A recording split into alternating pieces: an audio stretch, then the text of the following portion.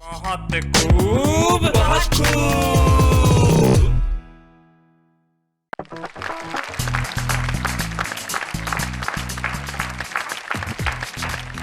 Good evening, ladies and gentlemen. This is Shailesh Lodha and welcomes you on the show जिसका नाम है। आप कहेंगे भाई शैलेश जी अंग्रेजी में क्यों शुरू हो गए? भाई क्या फर्क पड़ता है?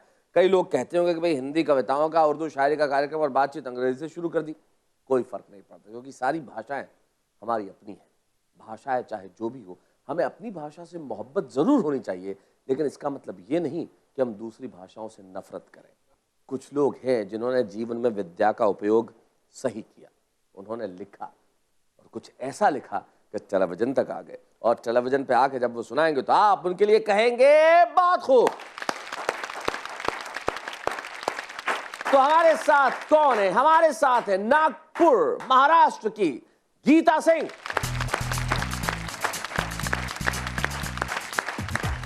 नमस्कार गीता जी। आपका साथ देने के लिए आ रहे हैं ललितपुर। अब उनसे पूछते हैं कि ललितपुर कहाँ है, उत्तर प्रदेश में है या मध्य प्रदेश में है? उन्हीं से पूछ लेते हैं। पंकज अंगार साहब।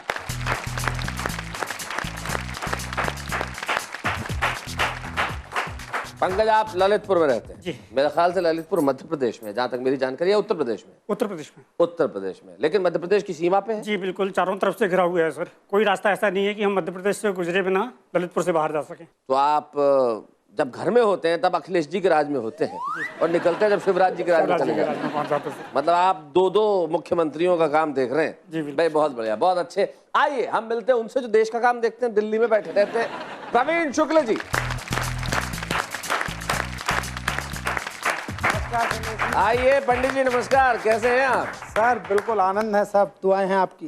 पंकज, क्या आप ललितपुर में कोई व्यापार करते हैं या कुछ और भी? मेरा अनाज का व्यापार है। तो अब आप गेहूं का जरा यहीं से आप आयात करवा लीजिएगा दिल्ली के अंदर। अगर ये हमारे को भाव से मतलब नहीं, हमें तो जो भावना से खिलाए उससे उसको बस। क्या बात है, भाव से मतलब नहीं है, जो भावना से खिला है उससे मतलब है।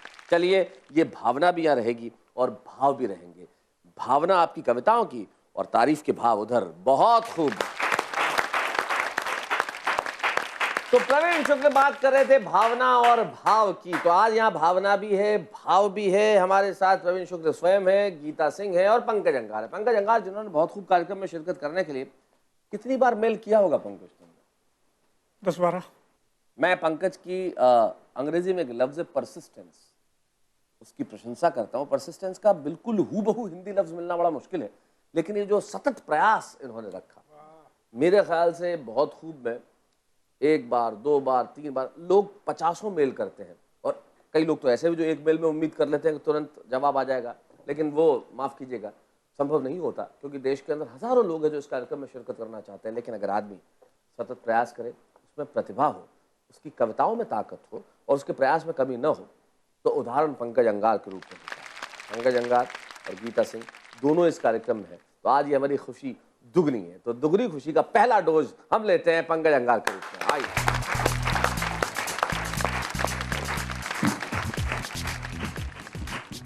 शैलेश जी, प्रणाम करता हूँ आपको, आप सबको प्रणाम करता हूँ। बचपन से हम सुनते आए कि भय के बिना प्रीत नहीं होती।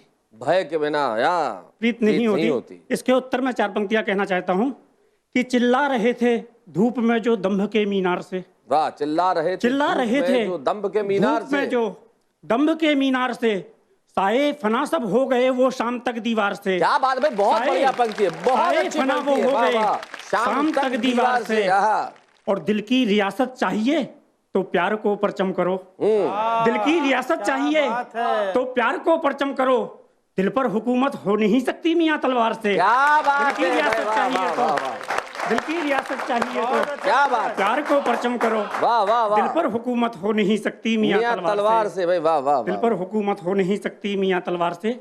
आइए गजल के कुछ शेर इरशाद। की अदालत में रखता हूँ सुना। कि एहसास के सफर में तुझे ढूंढता रहा। एहसास के सफर में तुझे ढूंढता रहा। एहसास के सफर में तुझे ढूंढता रहा। मैं दिल की रह गुजर में तुझे ढूंढता रहा। मैं दिल की रह गुजर में तुझे ढूंढता रहा। और साए में जाके सो गई तू ख्वाब ओढ़कर। साए में जाके सो गई तू ख्वाब ओढ़कर। मैं तपती दोपहर में तुझे ढूंढता रहा। वाह वाह वाह। मैं तपती दोपहर में तुझे ढूंढता रहा।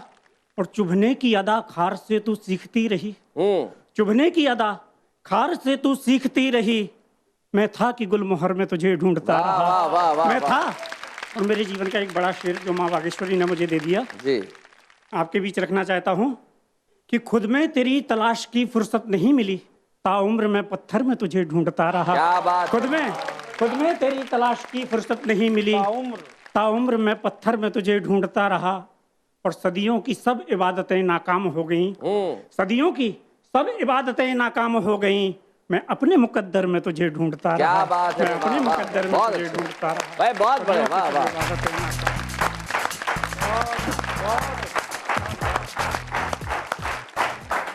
मैं अपने मुकद्दर में तुझे ढूंढता रहा, मैं दिल की रहे गुजर में तुझे ढूंढता रहा। बहुत बढ़िया शेर आपने कहे, सचमुच। हमारे प्रवीण शुक्ल जी ने अपनी एक पत्नी के साथ, अभी एक पत्नी में इसलिए कह रहा हूं कि जिस जमाने में ये कविता लिखी गई थी, उन्होंने एक यात्रा की थी। अब ये मसूरी की यात्रा में क्या क्या हादसे उनके साथ हुए, ये अभी अगर मैं बता दूंगा तो साहब मजा चला जाएगा। तो उसके लिए कुछ इंतजार कीजिए। मतलब यूं गए यूं आए। फिर चलते हैं मसूरी, ब्रेक के बाद। बहुत खूब।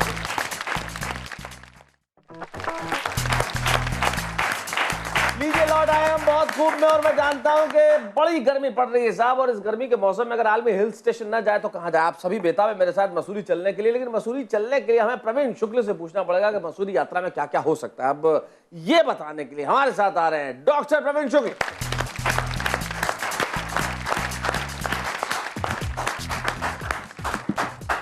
बहुत धन्यवाद शैलेश भाई। मैं एक कविता विशेष सुनाता हूं जिसका शीर्षक है मेरी मसूरी यात्रा। आप स्वागत। इस देश में पत्नी पति को बहुत अधिक प्यार करती है। अच्छा। इसलिए यदि लड़ाई हो जाए तो सिर पर नहीं चरणों पर ही वार करती है। अभी पिछले दिनों मेरी भी कहने लगी, कवि सम्मेलन में आते हो जाते हो लेकिन मुझे कहीं भी नहीं घुमाते हो, इसलिए हमारे बीच बढ़ती जा रही है दूरी। इसे मिटाने के लिए ले चलो ना मसूरी। मुझे लगा कि बात में दम है और आजकल कवि सम्मेलन भी कम है, इसीलिए छोड़कर सब काम बना लिया मसूरी घूमने का प्रोग्राम। मैंने कहा मसूरी तो ठीक है, लेकिन मसूरी से पहले रुकेंगे हरिद्वार। बस यहीं से ही शुरू हुई तकरार। उसे लगा कि मैं कार्यक्रम को बिगाड़ना चाहता हूँ, बात को जमने से पहले ही उखाड़ना चाहता हूँ। ये सोचकर मेरी हर बात उसे अखरने लगी। मैं सीधा बताऊं तो उसका भी उल्टा करने लगी। कमी आ गई उसके ब्रेन में। मैंने कहा चलेंगे अपनी कार से, तो बोली ना मैं तो चलूंगी ट्रेन में। अंतिम स्थिति में मसूरी एक्सप्रेस में टिकट हो पाया एक ही कन्फर्म, तो मैंने ट्रेन में निभाना चाहा पति धर्म। मैंने कहा सवारी 2 है, बर्थ 1 है, इसलिए आप लेट जाइए।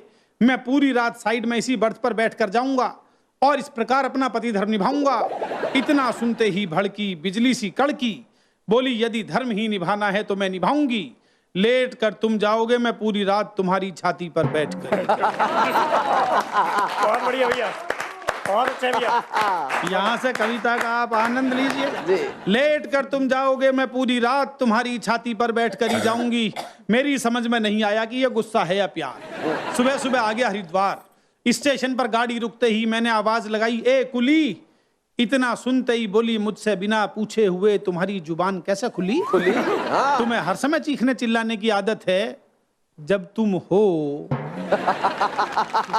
तो कुली की क्या जरूरत है? तो कुली की क्या जरूरत है? क्या बात है। एक बैग 3 अटैची जैसे तैसे होटल तक खींची। होटल का नाम था क्लार्क हुक। कमरा था उसमें पहले से बुक। मैनेजर बोला आपकी इच्छाओं पर विशेष ध्यान दिया है, आप होटल से पूरा हरिद्वार देखना चाहते थे, इसलिए कमरा 10वीं मंजिल पर दिया है। चलिए सामान को करवाता हूँ शिफ्ट। मैंने पत्नी से कहा चलो इधर है लिफ्ट। इतना सुनते ही फिर भड़की, बोली स्थल धार्मिक है, मैं सुविधाओं का लाभ कम से कम उठाऊंगी। सामान को तुम अपने कंधे पर उठाओ, मैं तुम्हारे साथ साथ सीढ़ियों से ही जाऊं। 160 सीढ़ियां चढ़ते चढ़ते निकल गया दम। अब उसका इलाज करने के बारे में सोचने लगे हम।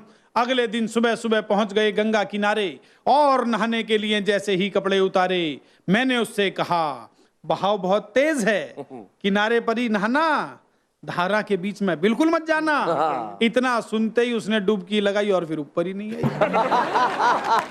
किनारे पर खड़े हुए गोताखोर बोले बधाई बधाई, आजादी मुबारक।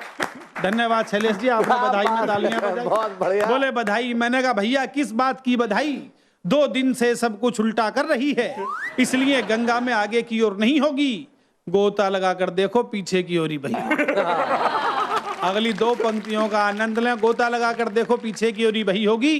गोताखोरों के दिमाग की नसें उस समय हिली जब हरिद्वार में डूबकर ऋषिकेश में तैरती हुई मिली। सभी ने उड़ाई हमारी खिल्ली, जैसे तैसे लौट कर आए दिल्ली।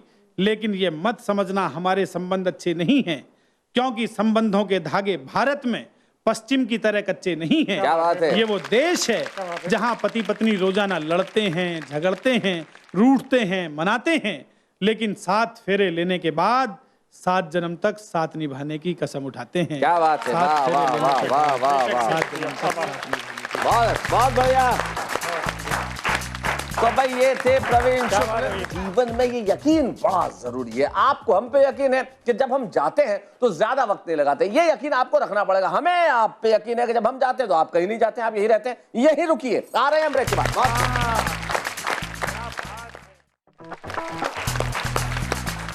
स्वागत है आप सभी का बहुत खूब में। और देखिए, आपने हमारे यकीन की लाज रखी कि आप कहीं नहीं गए। भाई यही तो मोहब्बतें हैं, और बड़ी मोहब्बत हम कवियों से करते हैं, कविताओं से करते हैं। और मुझे बड़ा अच्छा लगता है जब हम बड़ी मोहब्बत से किसी नए कवि को आपके समक्ष पेश करते हैं, जैसे नया मंच देते हैं। टेलीविजन पे आना इस देश के अंदर एक बहुत बहुत बहुत बड़ी चीज मानी जाती है, और इस देश में नहीं, दुनिया के हर देश में।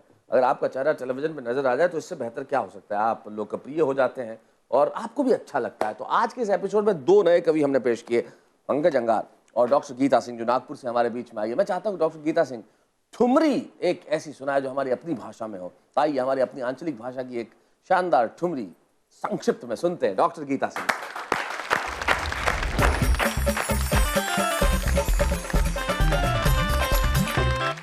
बहुत बहुत धन्यवाद शैलेश जी। मैं सीधा ठुमरी पे ही आती हूँ। स्वागत। और ये समर्पण मुझे उस्ताद बिस्मिल्ला खां के लिए, बनारस के जी जी जी बिल्कुल। विश्वनाथ के मंदिरों पे उन्होंने सीखा, और मैं भी वही पूर्वी उत्तर प्रदेश से हूँ, तो मेरा पूरा ये ठुमरी उनको ही समर्पित है। स्वागत स्वागत। हो त करे जवा के पार सैया, ऐसो नजर जनी डारो। क्या बात है? हो त करे जवा के पार हो सैया, ऐसो नजर जनी डारो।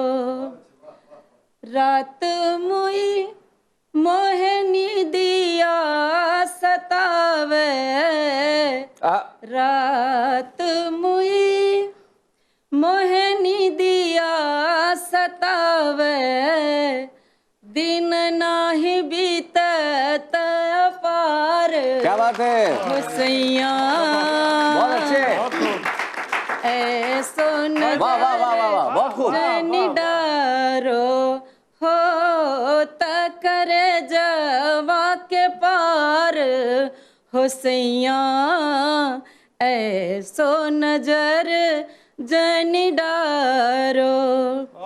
बाबर मन मोरी बाती न माने, बाबरा मन मोरी बात न माने, मोरी बाती न माने। क्या बात है?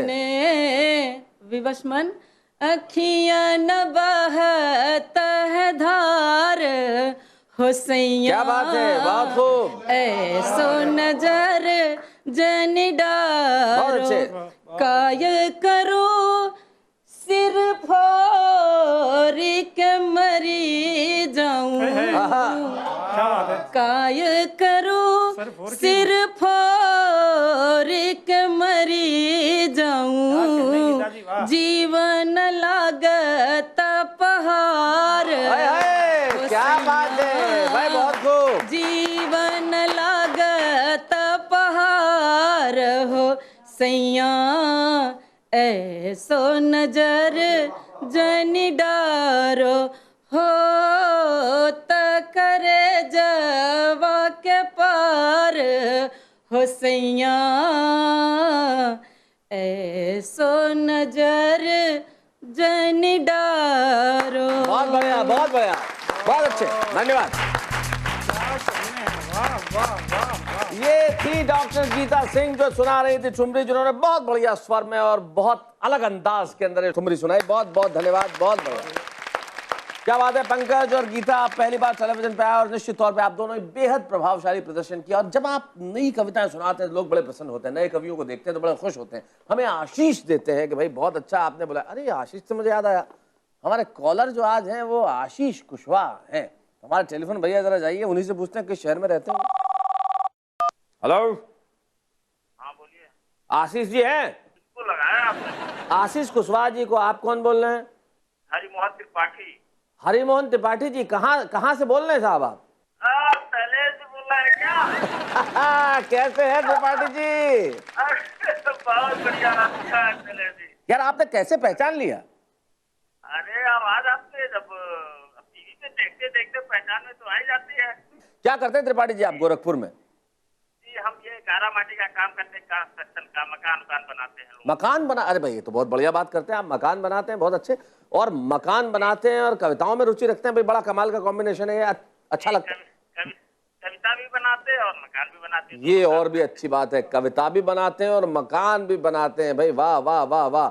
और जो आदमी कविता बनाता है वो कभी ये नहीं कहे कि मकान बनाता है, आप ये कहिए कि मैं घर बनाता हूँ, क्योंकि जो आदमी सृजन करता है वो घर बनाता है। बहुत बढ़िया करते हैं त्रिपाठी जी, आप तो बहुत खूब रोजाना देखते हैं आप?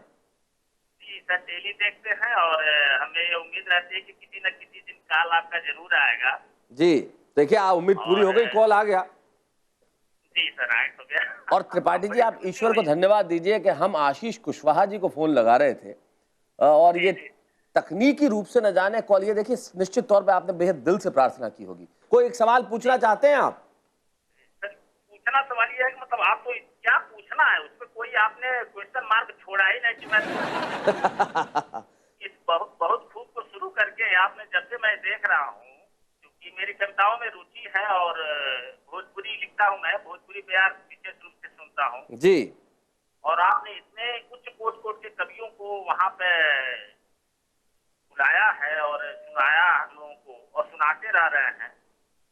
बहुत ही अपने आप में बहुत ही बड़ी, बहुत खूब, क्या बहुत खूबी है। क्या बात है, वाह वाह वाह वाह। भाई ये थे हरिमोहन त्रिपाठी जी, जिन्होंने एक बात बहुत बढ़िया कही, बहुत अच्छी बात लगी मुझे। शायद आपने उस पर इतना गौर नहीं किया होगा लेकिन मैंने गौर किया। इन्होंने कहा कि आप इतना अच्छा कार्यक्रम चलाते हैं, इतने अच्छे लोग आते हैं कि मेरे सवाल क्या पूछूं, सवाल की कोई जगह ही नहीं। और ये शायद मोहब्बत की इंतहा होती है। फसाद नहीं रहते, झगड़े नहीं रहते, बवाल नहीं रहते। जब मोहब्बत हो जाती है ना, तब सवाल नहीं रहते। बहुत खूब।